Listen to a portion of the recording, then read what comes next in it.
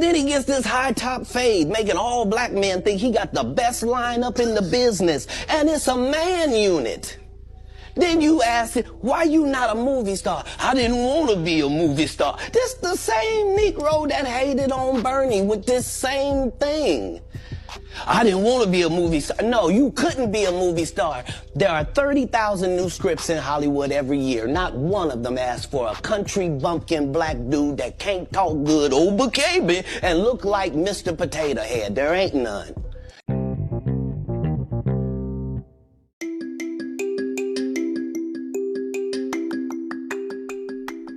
Welcome back to Backroomconvo. I'm your host, Lesego M, Daddy Report, aka Shoot Your Shot, and maybe you might get a chance to call me Daddy, like Cairo. Listen, if you're a fan of Port, stay tuned because you might like what we're cooking. The clip that you were just listening to is a clip from Katt Williams. So, yeah, I know Katt has been going off. Whoever made Katt angry, bro, like, they need to apologize or something. But yeah, he came for a lot of people. I have to say that, like, what you just heard there, it's just the tip of an iceberg. He came for a lot of people. He came for Steve Harvey. He came for Cedric the Entertainer, Kevin Hart, Ludacris, Diddy. He came for a lot of people and a lot of the things that he was saying on the podcast. So the name of the podcast is Club Shay Shay with Shannon. So for those of you who've never seen the podcast, or just go on to any platform where you listen to your podcast, I'm so sorry about that. Any platform that you listen to your podcast from, and you can get the clip there. I'm not sure because I also haven't listened to the entire. I've been seeing the entire episode. I've been seeing a lot of snippets, but I want to look at it, and this sounds more like a rant from Katt Williams, and I know people like Ludacris, Cedric the Entertainer, Kevin Hart, they responded. Ludacris responded with this song. Cedric the Entertainer, I think he came in on Instagram or Twitter, if I'm not mistaken. Even Kevin Hart came in on Twitter. So this is what Kevin Hart had to say about what Katt had to say about him. So I'll just read it out. So it's this is directly from Kevin Hart, for those of you wondering. This is directly from Kevin Hart. So he said, I gotta get that anger out of you, champ. Honestly said, in the meantime, please enjoy my movie trailer to my next film Left, which will be dropping on Netflix in 8 days. There is a moment in the trailer where Gugu Mbatha says, I'm reading the entire thing, where Gugu Mbatha says, they really love you. They really love you. I now know she was talking about Katt. Mark your calendar, world. This is a special one. So this is, Katt, Kevin Hart. So it's Kevin Hart who was actually, replying to that, or using the moment to actually, speak about the movie. I've seen the movie trailer on social media platforms, the promo. I think the promos have been going wild. So I saw a lot of that. I think because of that, I think Kevin is also trying to use the spotlight or the attention what this Kevin thing got.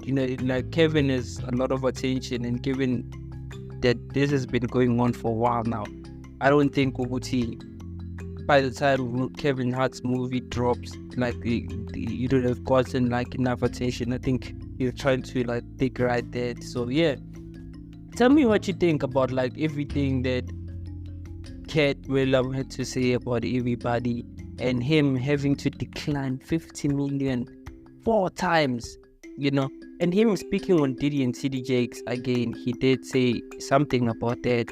I saw a clip about that. I was like, well, there's just a lot to say, he even spoke about the Illuminati, and I think it was also referring to Ludacris when he was speaking about the Illuminati. And Ludacris came up with the freestyle saying the direct opposite of what Cake is saying. I've never been a part of the Illuminati. I don't know what Cake is talking about, but this is me. The freestyle was actually, I don't think it was even at this. It was straightening a lot of things.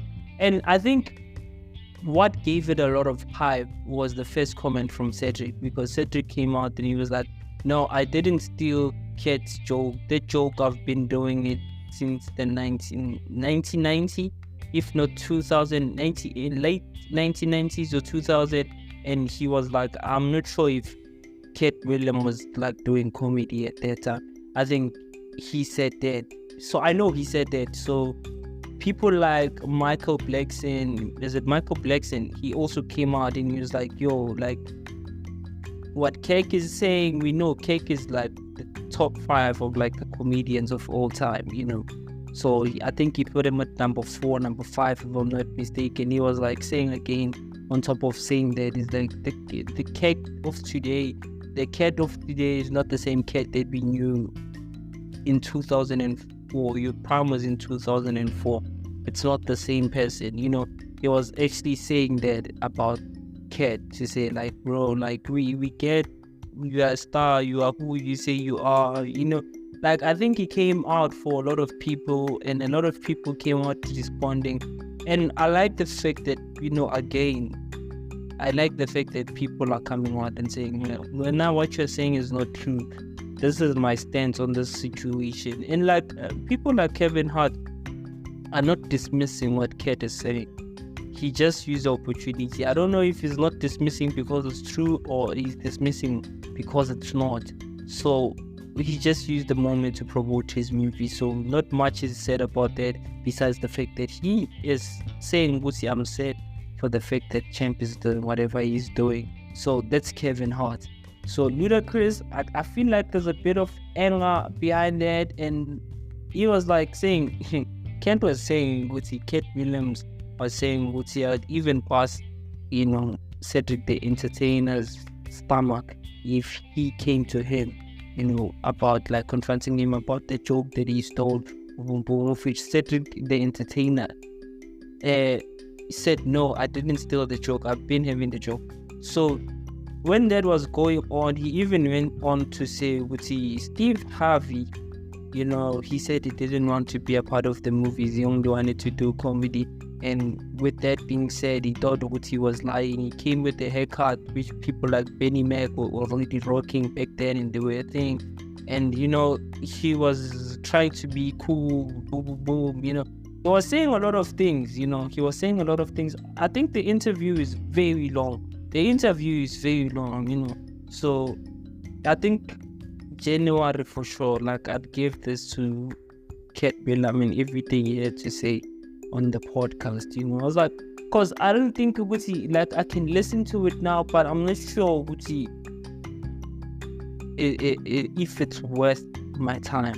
I don't know if that makes any sense. I can listen to it, but I'm not sure if it's worth my time. You know what I mean? So you let me know what you think, guys. You let me know what you think. Should I go out and listen to that? Like, I don't know, honestly. I don't know, but let me know in the comment section, you know. I'm your host, Lesego M, Patriotic Alliance, aka Shoot Your Shot, and maybe you might get a chance to call me Daddy like Cairo. So I'm looking for the length of the interview. So the entire interview took 2 hours, almost 3 hours, bro, like for them talking. It was like 2 hours 46 minutes and 5 seconds long. And in one day already, it's in 13 million. Bro, like you talk about impact, bro. Like this video has a lot of impact because I'm using software again, which tells me, out of 100, how does this overall viewers preview the video?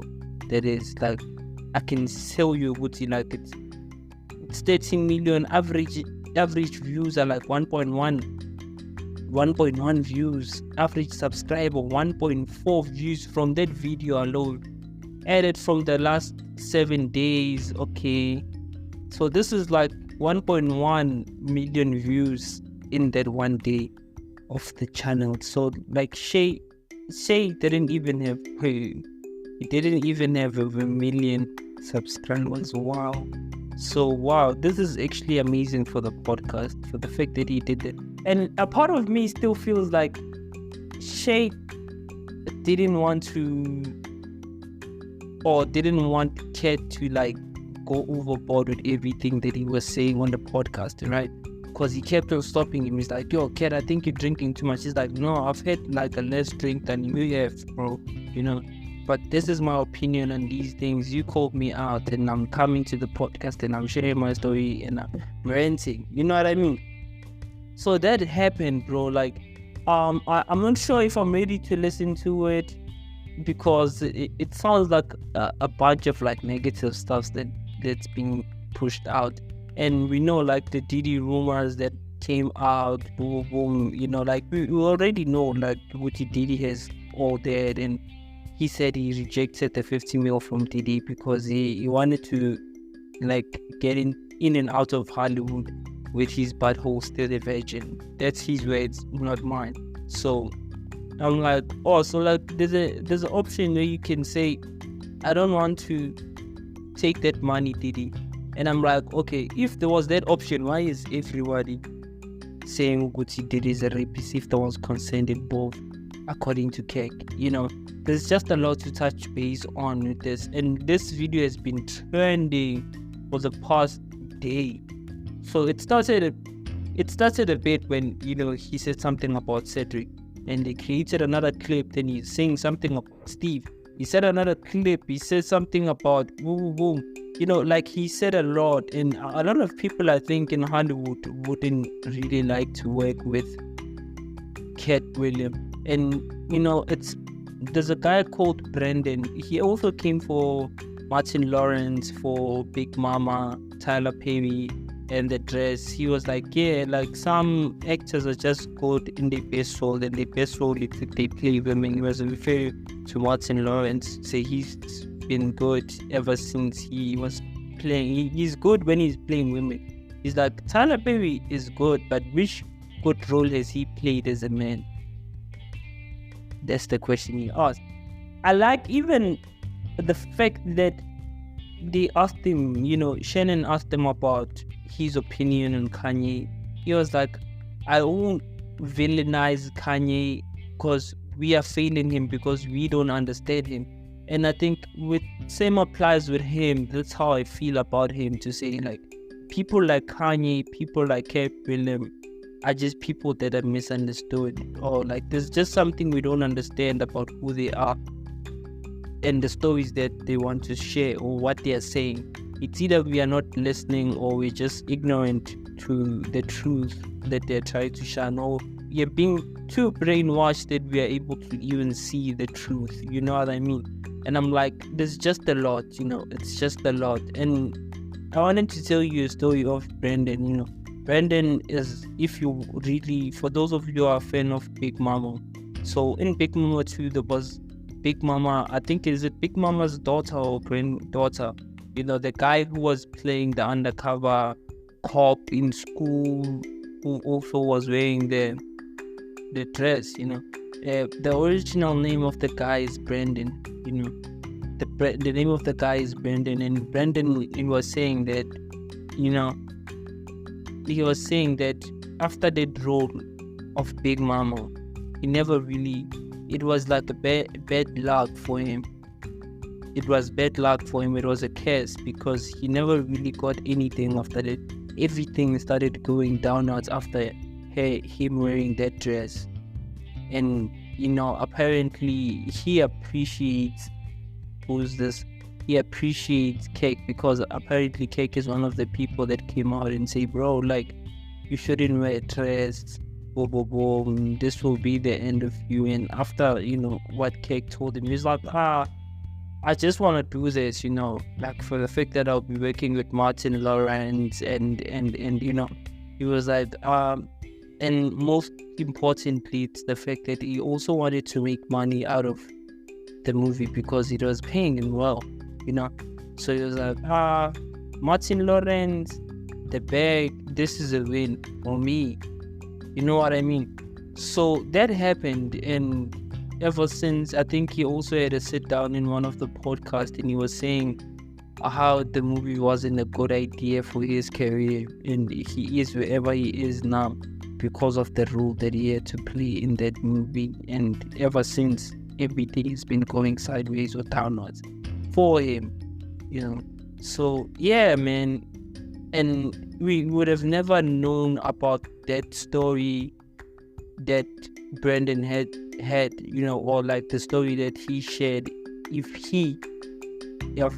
Cake didn't go out to Shannon or the Club Shay Shay with that story. We would have never known about Brandon, And I was like, oh damn, bro, like this actually is real. Like the cast, like what's going on? Like it just seems to me like even in Hollywood, bro, like there's just different, like entities that are involved. Because we don't want these ones. There's cliques, I think, even within Hollywood. There's cliques. This is how I feel. But there's people, because if this is like the case, and I feel like Katt Williams would be in danger because he has to get protection from like the things he says, or like I think maybe he knows what like there's people behind me that will make sure that the security is tight, even if I say my mind or speak my mind. There are people who are protecting me or will protect me. There's other parties who also have the same, like the security, what. I feel like there's that element to it. As much as I can see, like, even though to the world, what the Americans or Black Americans or African Americans want to push out to the world is that we are united, or we are uniting as Africans. There's always like those people within that would, okay, like, we are united, like, okay, if we claim to stand for this, why aren't we inclusive in this place? And like, I think for the people that created that, they don't want people who are like inquisitive.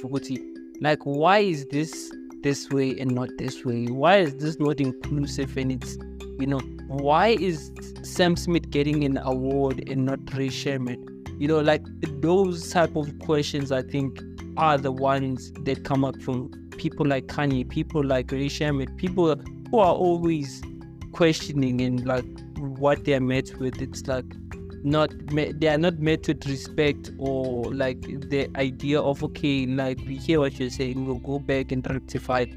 You are inclusive, you are part of the culture, you are the culture.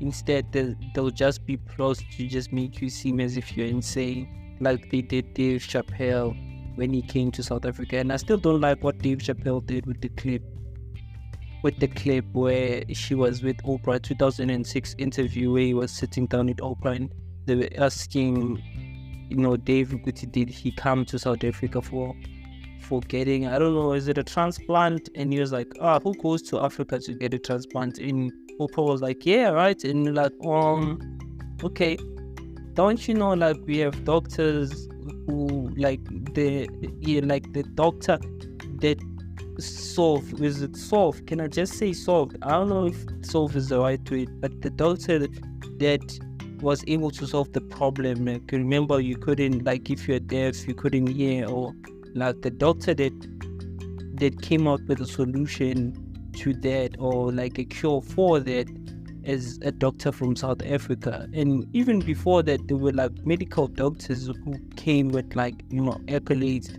who achieved, I think in UCT there was also another doctor, forgot his name, and I think he cured something. And I was like, well, for the fact that they're downplaying us, and like, there was, I felt some type of way about that, but it is what it is, man. Do let me know what you think about what Katt was saying in there. Do you think majority of the things he was saying is true because people are irritated and people are coming back to rectify or justify everything that he said on the podcast? So for those of you who want to listen to the podcast is Club Shay Shay on YouTube.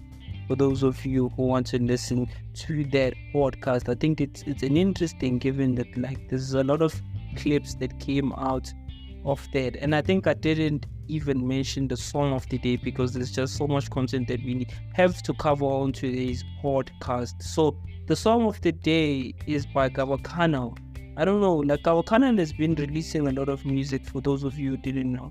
So the song of the day is by Gawakana featuring Zayn, and the song is Blue Tick, and it was a part of an album that Gabakana released called Teta Nabo Mfundisi. It was released this year.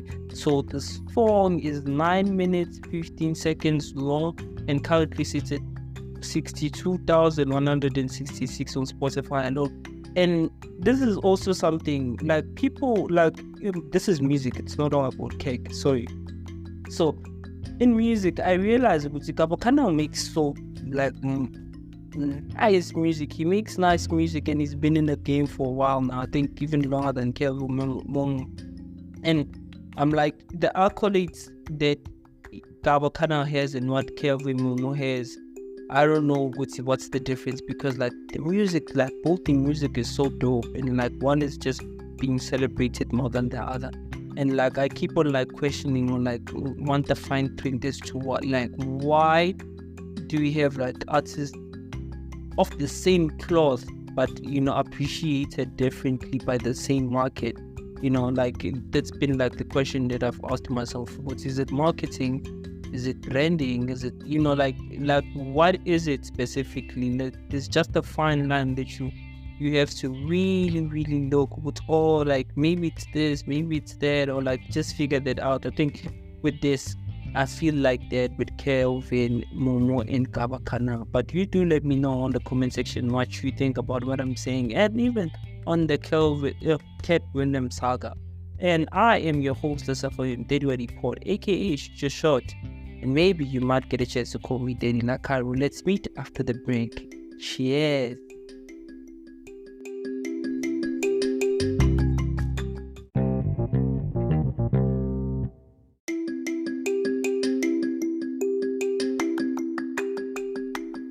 Welcome back to Bedroom Convos. I'm your host at the most, Lesego Diddy Report, aka Future Short, and maybe you might get a chance to call me Daddy Nakaru. Listen, if you are a fan of port, stay tuned, cause you might like what we are cooking on today's episode. We were talking about Katt Williams' Rant on the Club Shay Shay YouTube channel or podcast, and this is, I'll just read out this from Cedric the Entertainer, so we can move along from what we was talking about, which is Katt Williams. So Cedric the Entertainer said, this is the message from him. I'll just read it out. So this is the message actually from the shade room, which like was being reported 12 hours ago, according to what I'm holding, the report that I'm holding. So Cedric the Entertainer hopped into the comments with a message for Katt Williams. After he doubled down on Cedric's allegation on stealing one of his jokes, Katt initially brought out this issue to light a few years ago, but revisited the conversation during a recent sit-down with Shannon Sharpin. During the sit-down, Katt said he would have bust Cedric's stomach. Cedric maintains that he did not steal the joke, and even addresses Katt for talking tough. So this is the message that we got from Shade Room. I think I'm ready to move on to the next big thing that really matters most in South Africa. And okay, this is Michael Blackson. Let me just read the one from Michael Blackson. So Michael, this is like a different story. So I don't know if I should jump straight into it, but I'll just dive straight into it. So Michael Jackson's name comes up in an unsealed Jeffrey Epstein document. So like this being like, depositions, like people from the depositions that they had with like the people they had, and like the documents are being released to the media, or to the media, no, the public. The documents are being released to the public, and people are questioning whether or not they should be talking about Michael Jackson, and they should let the man rest in peace. And Bill Clinton they were saying what Bill Clinton said he likes the young, and he was referring to the girls. So Bill Clinton is as guilty as they come according to the documents that came out. So shout out to Jimmy Campbell. You remember there was someone who said Jimmy Campbell was out of that list, of which someone went out to edit in Jimmy Campbell's name into that list, but we found out that Dylan on Dylan's page, Dylan also confirmed that Jimmy Campbell was not a part of the list. He's not a part of the list, so people were just lying on, like they were trying to implicate him with the people that are part of the list of like human traffickers. I'm still wondering if Naomi Campbell is still a part of that list. I haven't seen any documents that came out. I wonder where people saw that, but I'll just hover around and maybe go out and Google maybe see where people saw those documents. So this is a statement released by Billboard. Billboard says, I quote, Michael Jackson's name has surfaced in recent unsealed court document tied to accused sex trafficker Jeffrey Epstein. The late king of pop comes up during a May 2016 deposition of a witness who claimed to have met Michael Jackson at Epstein's home in Palm Beach home, which is in Florida, according to the documents obtained by Billboard. The witness was then asked whether she had given Michael Jackson a message. She denied the doing. So this goes on. There are no allegations of any wrongdoing on Michael Jackson's part in the document.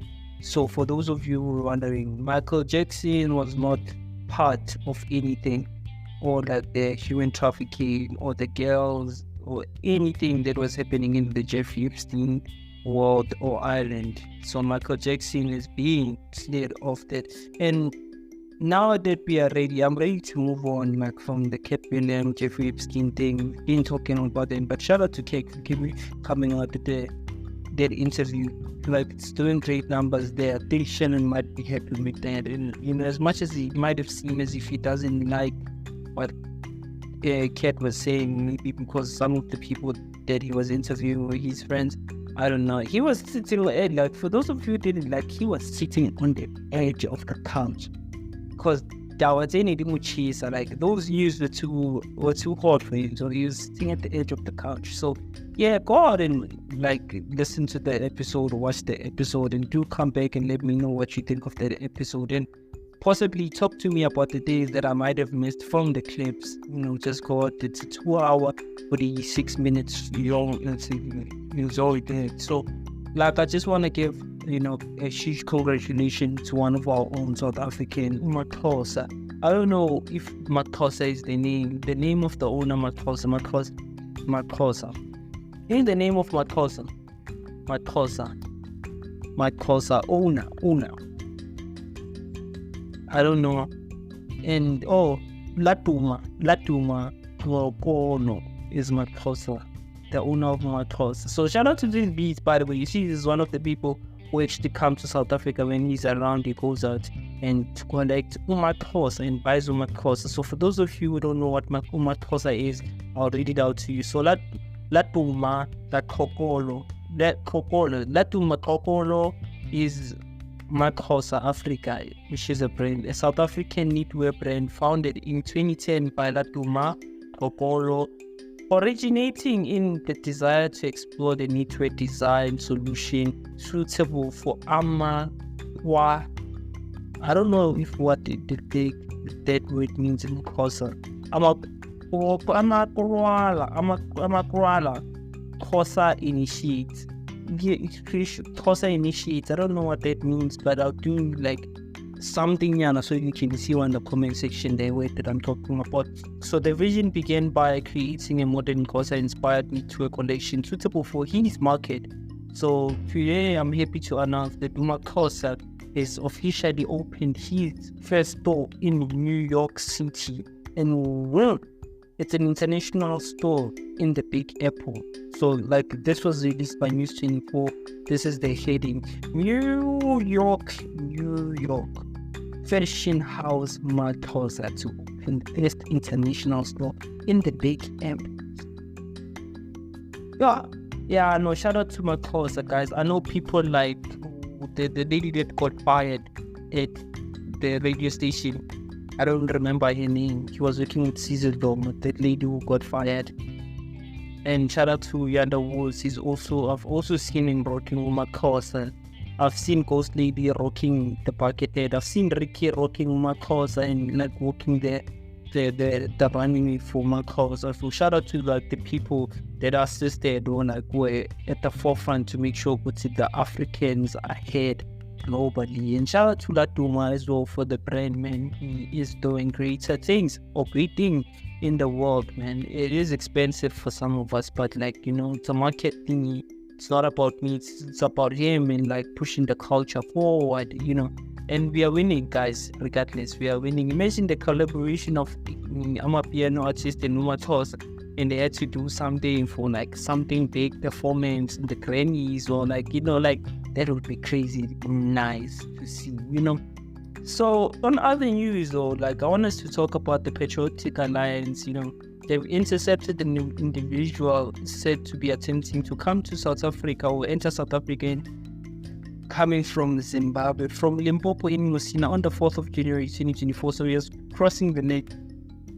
He was crossing the river from Zimbabwe into South Africa. And I think I saw a couple of clips of those particular individuals who were trying to like cross from Zimbabwe into South Africa, and someone was saying, yo, there was boat, and this particular one that I'm talking about is holding a bicycle, and he was trying to come in South Africa with the bicycle to try and hustle for his million. Like, I don't know, like, bro, like, are we doing this for Clayton McKenzie? You know, I know he was with Max, sitting down with McG and Soap and Duba, and they were talking about like political stuff and don't. I don't know if like this is a move, like a political move to get people's votes, but I see in the comment section, it was, yeah, we are aware that Clayton McKenzie is doing that for vote, but we are not voting. As much as we are not voting for ANC, we won't vote PA. I don't know, for whatever reason. I know that McG and some of the podcasting chill family believe in what Clayton McKenzie was saying, but I'm not sure if they're going to vote. I myself, I'm not going to vote. I haven't registered. I don't know, I've never voted in my entire life, but whenever I do, I hope it really is something that is cruel for, like it's a manifesto. I vote for a party for the manifesto that, you know, sticks out to me. But for now, I'm not voting, and like I hate the fact that I'm being manipulated over it. No, the people who don't vote, the vote will go to ANC, whatever, but I'm not voting. So yeah, I know it's irresponsible to say that, Muslim, you know what I mean? So I want us to talk also about the guy who was jumped, a judge that was jumped by someone, a judge who was jumped by someone who was being, you know, sentenced. Yeah, it was in a court in Nevada. A judge was attacked on his bail by defending or whatever. So the name of the judge is Enrique Halters. So he was being attacked by the accused, and when she was about to give sentencing, the guy jumped into like the podium and like the chambers there. He jumped into the chambers and he robbed the judge. He was punching him out like, oh, this guy is no longer going out. He won't see the light of day. Like, his life is in prison for sure. He's getting a prison sentence. That's so long that people on the outside will even forget that he even exists, you know what I mean?